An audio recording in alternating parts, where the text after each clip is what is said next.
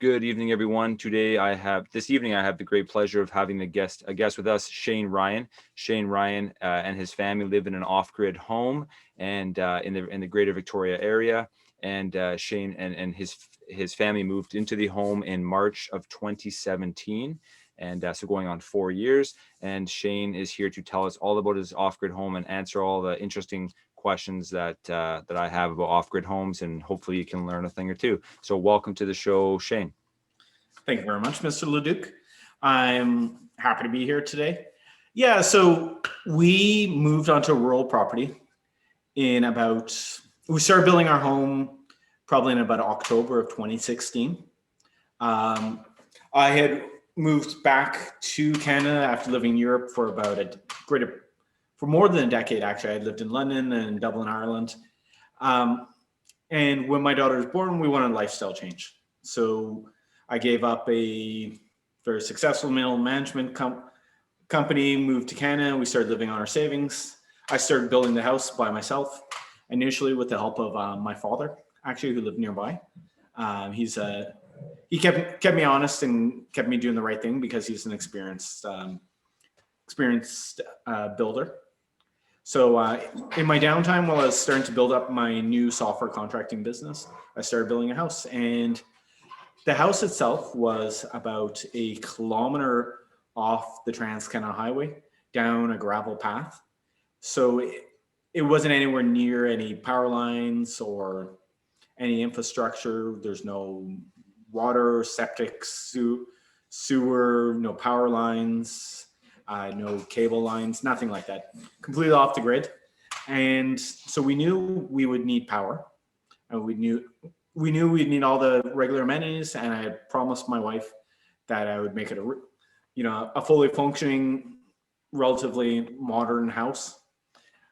So we knew we needed to do something. So being an engineer, I started digging in and doing research into all the modern technologies around off-grid living and what we could do. And actually, the other thing is part of the reason why we didn't also just run poles in is because we're so far off, right? So we both really like the idea of off-grid living and building a fully off-grid house, but also to run the poles in, it would be about 100,000. So it's very compelling financially and aesthetically, based on our values, everything. There's lots of compelling reasons why we decided to do it this way. So like I mentioned, in about October of 2016, we started building the house, started getting it framed, and then we began work on the off-grid power supply portion of the house, probably in March of 2017. So I got the panels. So we've got about 2,500 watts of solar power. We've got also, so the solar panels are powered by the sun, naturally, as everybody I'm sure knows. That creates what's called direct current DC power. It's a bit like a car battery, the same sort of power coming out of a car battery. Comes into the house, and that fills up batteries. They're deep cycle lead acid batteries. We've got a 48 volt system, and I forget how many amp hours, I think about 3,000 amp hours or something. It's enough to run the house for a day or so if the sun is completely gone. So the power comes off the solar panels. Imagine the power coming off the solar panels as like a little drip of water coming in, and the batteries are buckets. So the water drips in, and slowly the buckets fill up with power. And when the batteries are full, we've got a charge controller that opens the circuit and essentially closes the tap, and the water stops, the power stops flowing into the batteries. So that's how the panels work and the batteries work.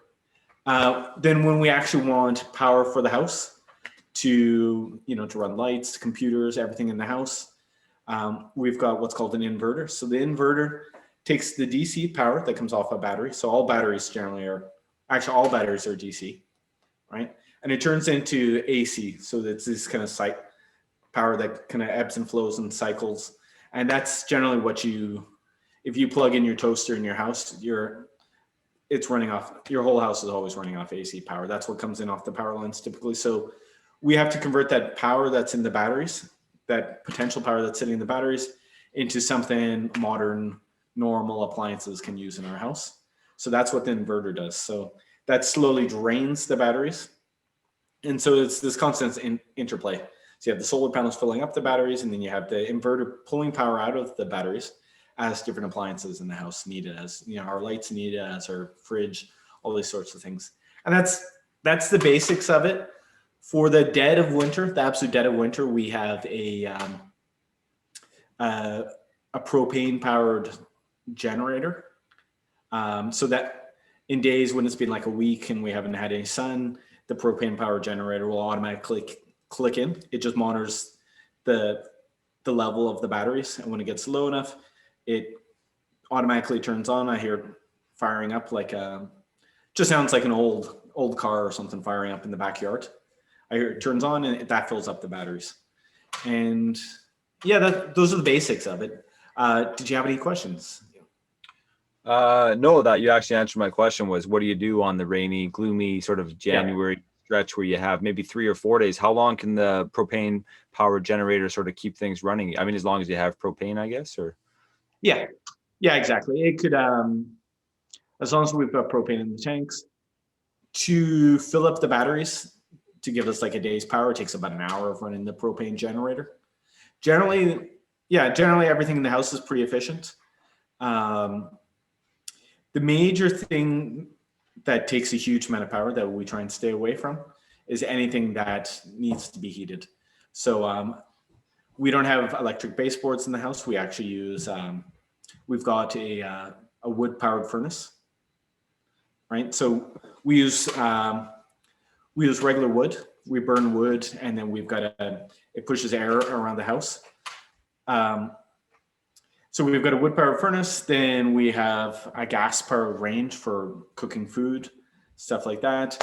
Even our clothes, we've got a clothes dryer, and even that's actually propane powered. So basically the rule of thumb for off-grid living is that anytime you want to heat up something, it takes a huge amount of power. It takes a vast amount of power to actually heat up like a kilogram of water, one degree Celsius. I forget what the calculation is, but it's lots. So the rule of thumb is just stay away from trying to do any heating with off-grid. So like I said, we found alternate sources for any of the heating uses in our house. So our off-grid setup is essentially just running our lights. It's running our fridge. Stuff like that are the major drains, running this computer right now, all those sorts of things. So yeah.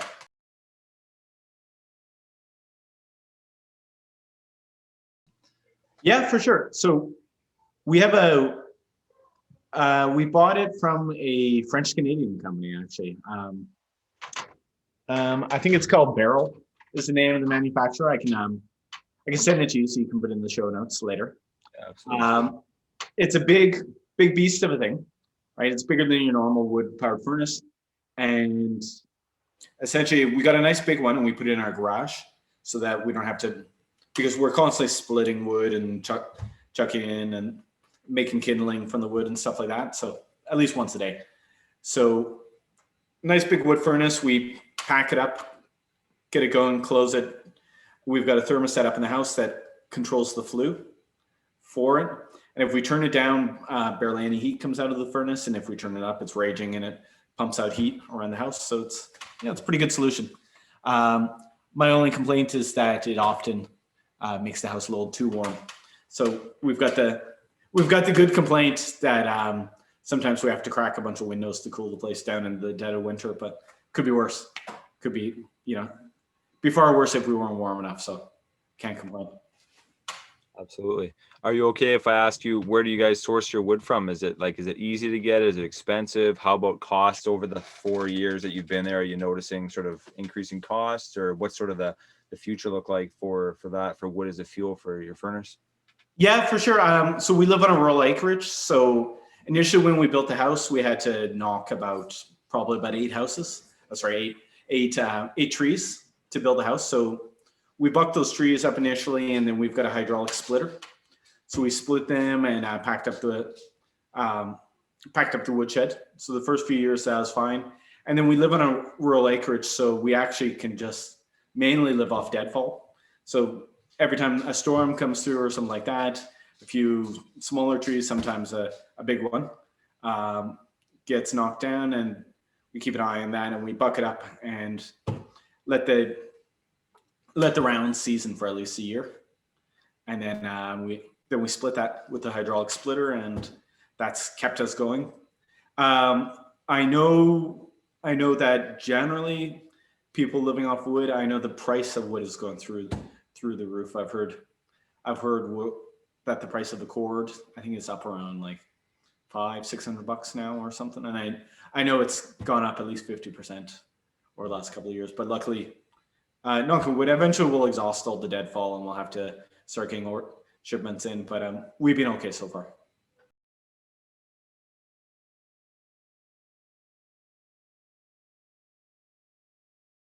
I forget exactly how many. I'd have to go out and check it, but it's about 2,400 watts actually. I probably misspoke, and it's divided by, I think it's whatever that is divided by 400. So I think that's 60. Is that 6 panels or something like that. panels? Yeah. Wow, only 6 panels. Wow, that's impressive. Yeah. So we bought, excluding the generator, I think when we bought it about 4 or 5 years ago, it cost us, I think, about $13,000 for a full setup, excluding a generator, which was about another $5,000 on top. And then we had to rent tanks that are about $90 a year to rent for the propane and stuff like that. So, but all in, it's under 20,000 for it, and it should last a good number of years. That said, I know it gets, yeah, you don't need the generator, so you only need the panels if you're living on grid, right? So right now, the reason why we need the generator and actually, in fact, the batteries and everything like that is because we're completely off grid, right? So if we're essentially creating our own power grid. So if anything goes wrong and our power grid goes down, we have no power. And a lot of people, if you're connected to the grid, you don't need the generator, or maybe even you don't need the battery. So you can do it quite a bit cheaper. So the math can make even more sense if you're living in a residential setting and you don't need half the equipment that we installed. But I think generally it's still at least a 16, 18 year payoff compared to power bills. So it's not that financially compelling yet in British Columbia, mainly because our power is so cheap.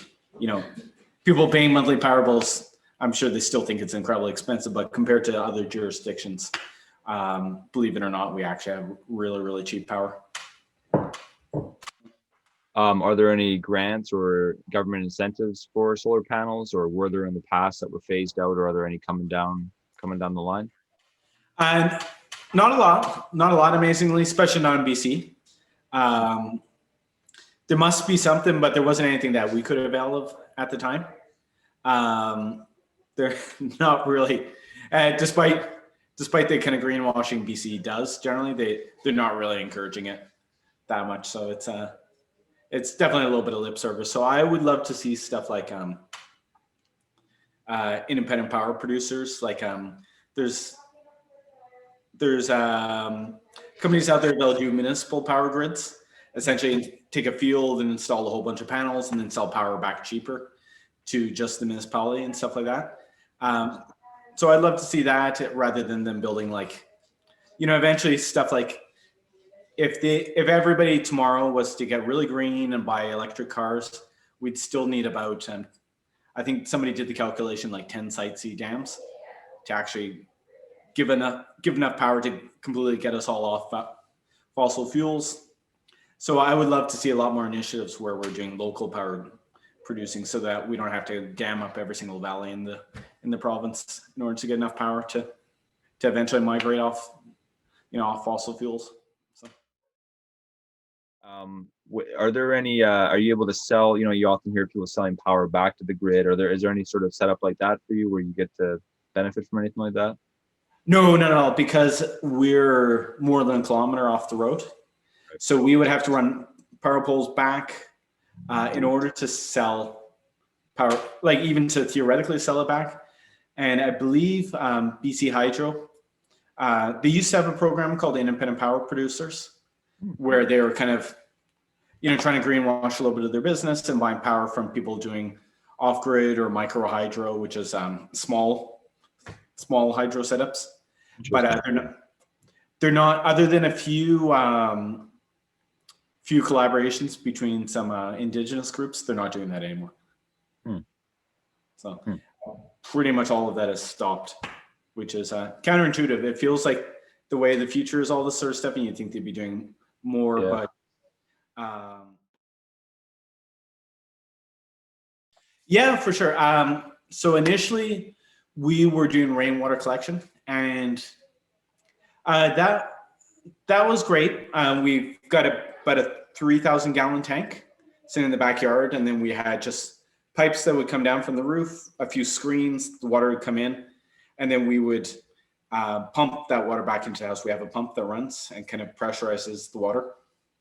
And so that was really efficient. I think once we ran dry and we had to get a water delivery, which is always a backup option, right? But the problem with that was it was really tough to properly clean the water before it hit the tank. So we did a bunch of stuff, like we got these devices from Australia called First Flush, which essentially, if it hasn't rained in a while and it starts raining, all the initial water coming off the roof gets flushed into one kind of little mini tank. And then when that rises up, then it starts diverting into your big tank. And the idea is that catches a lot of the sediment, that, all the kind of pollen or leaves or dirt or something that washes off the roof initially. But even with that and a bunch of other kind of up-to-date approaches to it, our water was still getting really saturated with algae and gross stuff. And we had a whole bunch of water filters on the house. So for the water that we'd just bathed in and stuff like that, we put it through a really rudimentary filter, but not too much. But it'd still kind of come out yellow and green, stuff like that. And then for the water that we'd actually drink, we'd put it through a three-stage filter. I think it's a carbon filter or something like that. And that the water that came out of that was perfectly acceptable, perfectly clean. But the filters that we were using, were constantly having to clean them or replace them, literally on a monthly basis. So eventually we drilled a well. And then what we did for that well is actually, we had to drill a little bit of ways from the house, so it couldn't be hooked up to our solar system. So what we do is actually, we've got another panel, and we've got a pump that sits down in the well. And we've got a solar panel and a couple of car batteries. And literally the solar panel fills up the car batteries, and the car batteries power the pump. And the pump doesn't run 24 hours a day, but we've got if the pump fills up another big tank, and then that kind of feeds down into our house. And it doesn't run all the time. It only runs practically only when the sun is shining, but it runs enough that it keeps the tank full pretty much all the time. So it runs and fills up the tank faster than we can take it out of the tank. So yeah, that's pretty consistent, other than the water being a bit hard, which means it's got a lot of calcium in it, which we had to install a water softener for that. Other than that, it's been pretty nice. The water tastes a lot cleaner, and we still drink the filtered water only, but we don't need to anymore. Technically, we're just being cautious. But before, we used to have,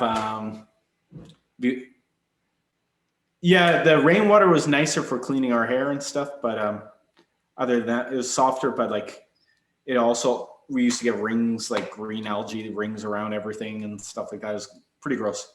So yeah, I'm not a big fan of rainwater collection, unless you're using it to just water your garden or something like that. It's not a totally viable option. But so yeah, we've moved over to well water now. Interesting. And why would the rainwater come with algae? I associate algae with ocean water. Is that because it's sitting in the tank, or? Yeah, exactly. So it was sitting in the tank, and the rain is collected from our roof, right? So all the surface of the roof, there's dust and pollen and other organisms and stuff like that landing on the roof, and they're all getting flushed into the rainwater tank. So it's kind of you take the whole space of our roof and all that surface area, everything that lands onto it or filters onto it is getting washed into the tank and collected, and it kind of magnifies anything that's in the environment already. So right now, then you guys use your rainwater for bathing and the well waters for drinking? No, we actually use the well water for everything. We've just got one tiny little solar panel that runs the pump and fills up the tank for the well water. But yeah, amazingly, it keeps us going.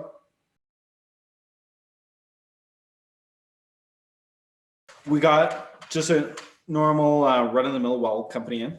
They drilled, I think, about 150 feet down. So they make a long tube about this diameter, probably about 5 or 6 inches diameter, down in, and all around the sides of that tube that they've drilled in, there's little fractures all around, and so the water is constantly weeping in through all those fractures, and then fills up that long tube. So you've essentially got 150 foot tube that's drilled into the rock. And then the last 20 feet of it, we just have there's a metal sleeve so that dirt and small rocks and stuff from the surface aren't sloughing into it. But other than that, it's just it's just a hollow rock tube that water weeps into. Cool. Yeah, it's pretty simple.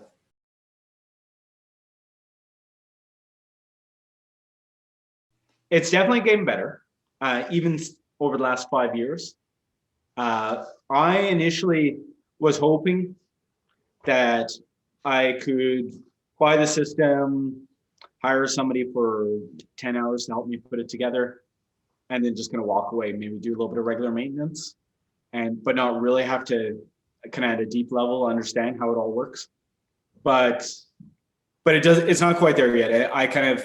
I ended up having to read every single manual, especially if you're off grid. It's tougher to get people to come out there and travel. There's people that have to travel 3 hours or something to get to where I live. Not that we're 3 hours off grid, it's just they live 3 hours away. So they kind of come by once a week and do all the people that are in the area and stuff. So there isn't anybody that near to me, and they're a little bit thin on the ground anywhere. So I found, admittedly, it's not quite ready for prime time yet. It's not quite ready for general consumption, because I had to essentially read every single manual. I had to watch a ton of YouTube videos. I really had to get up to speed in everything I possibly could related to it. And we still had a bunch of literally dark nights sitting with no power and essentially, glorified camping, living in the house, with no power, because everything shuts down. If there's no power, there's no running water, there's no toilets flushing. It gets primitive really fast.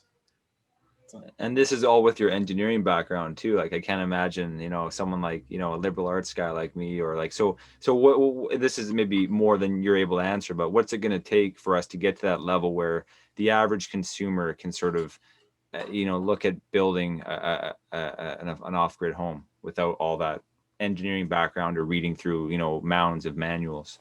I think it's improving a lot. And I'm hoping that in 10 years time, when we're at, price parity with grid electricity, that the technologies will have improved and matured, and it'll just be, you won't have to, I'm hoping that, the packages that you can just pull off the shelf, and they'll all be a lot more sophisticated, that, as the secret ingredient for practically everything is software, right? So I'm hoping that they can automate a lot more of it. A lot of the maintenance and difficulty that I have with my system is because I use deep cycle lead acid batteries, but there's other technologies like the Tesla Powerwall that's powered off lithium ion, right? So with the deep cycle, you have to maintain it. You have to do this step called equalization to keep them operating efficiently. You have to do all this sort of stuff. You have to kind of keep an eye on them and know what you're doing. And, I've got there's a little bit of work to it. Basically, you have to like top up the acid levels and you have to run them in a special way every once in a while. So a lot of work, but with lithium ion batteries, it's just, you plug it in. That's it. You walk away. It's known, you don't have to do any real maintenance on it. They're very much kind of solid state, kind of hook up and forget about. So I think with technologies like that coming down the pipeline, with smart software coming down the pipeline, I think we're going to find a lot more systems that you can just pull off the shelf and that, just hire the electrician to install and get up and going.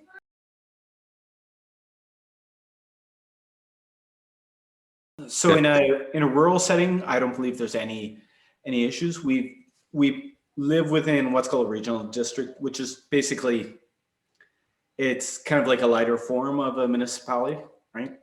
So we still have zoning regulations. We still had to get a building inspector. We still had to get building permits. Our building inspector didn't have any problem as long as we had an electrician sign off on the house, right?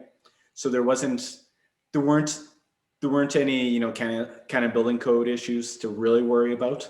You do have to involve an electrician to either build the system for you or build the house for you, and you have to have somebody look over it and sign off that it is safe and it's not going to cause your house to go up in flames.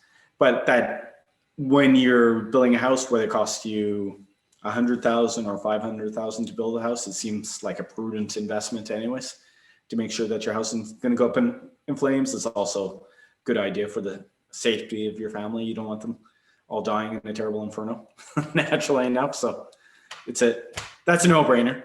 But overall, the zoning regulations weren't, I didn't find any special zoning regulations or any special zoning considerations that we had to address.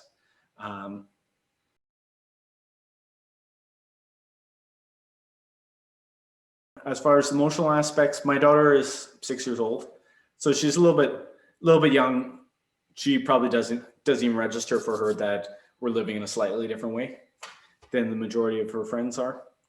As she gets older, the one thing that I think she will appreciate more is that we can just go pretty much out in the front yard and we can camp, and we can build a fire outside, like in our yard, or like we live in a rural situation. So we've got lots of space and we've got lots of, we can hike around on the property, especially in these COVID times. It's nice to have a little bit more space around us. It's, the whole rural lifestyle is really the nice aspect. In the back of your mind, it's nice that we're off grid and that we're living in a slightly more environmentally friendly way. I won't oversell that too much because there's arguments I've heard about the carbon footprint of solar panels. So I'm not sure if it's totally, if it's totally cut and dry, but the main aspect is that we're not dependent upon the grid, so we can live further away from other people. We've got that option, and we don't have to live, like our ancestors did 500 years ago. We have running water, we've got lights, we've got a toilet that flushes, we can have showers. We can do all the normal things without too much extra effort. So that's the nice aspect. No, not that I know of. They weren't terribly concerned. Given the area where we live, we had to put a tin roof on the house, right? So we couldn't use wood shingles or asphalt shingles because we live in a forest, and especially as the world heats up more, this whole area is prone to more forest fires. So we put a tin roof on the house. We actually, not a huge fan of it, but we actually put hardy board on the outside of the house because it's, I forget what it's made out of. It's like some sort of, but it's not asphalt based compound. It's not wood based. So it gives us a little more insulation against forest fires. If a forest fire really came through, the house would be gone.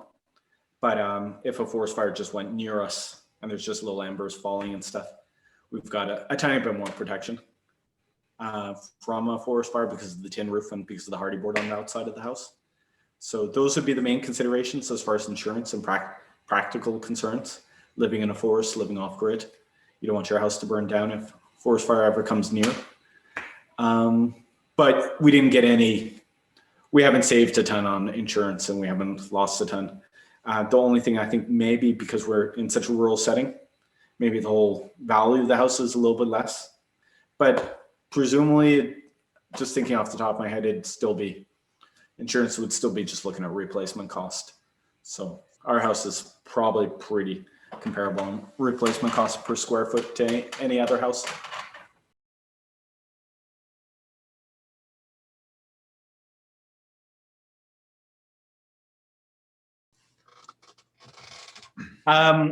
Future improvements, I think we're pretty much done.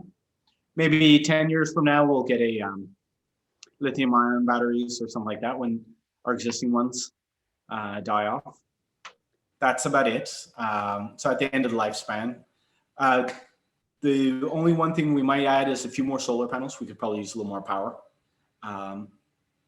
But generally we're pretty good. In terms of design, the two major things are you can't use your solar power for heating up anything. That takes a vast amount of energy. So just anything in your house that needs to be heated, you have to find a different way, right? Wood to heat the house, propane to heat water, whatever you need, something like that. And talk with other people who have done it before, right? Go on the internet, watch videos, find other people in your area. We use a fantastic provider. I'm going to plug them. It's called WeGo Solar. They're in Chemainus. Really, really good. The owner of that will definitely, she'll sit down and spend a lot of time. She'll give you a lot of time, and especially if you ask her to design a system, if you tell her how many watts you need for the house, she'll size all the components. She'll give you enough batteries. She'll give you a big enough power, like enough panels, enough batteries, the right size inverter. She'll get all the pieces put together to build a system that it all marries together and all works perfectly. So yeah, talk to WeGo Solar and Chemainus. They're really good for that. They'll help you a lot if you're in the area.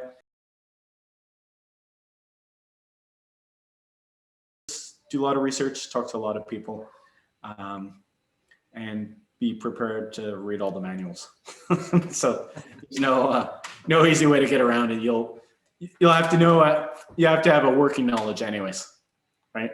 I feel like it's the guys who used to drive cars around, back in the days before the Model T, the first people driving around cars and stuff, they had to basically be one part driver and one part mechanic. And that's kind of what you need. Somebody in the family has to know how to fix it when the lights go off.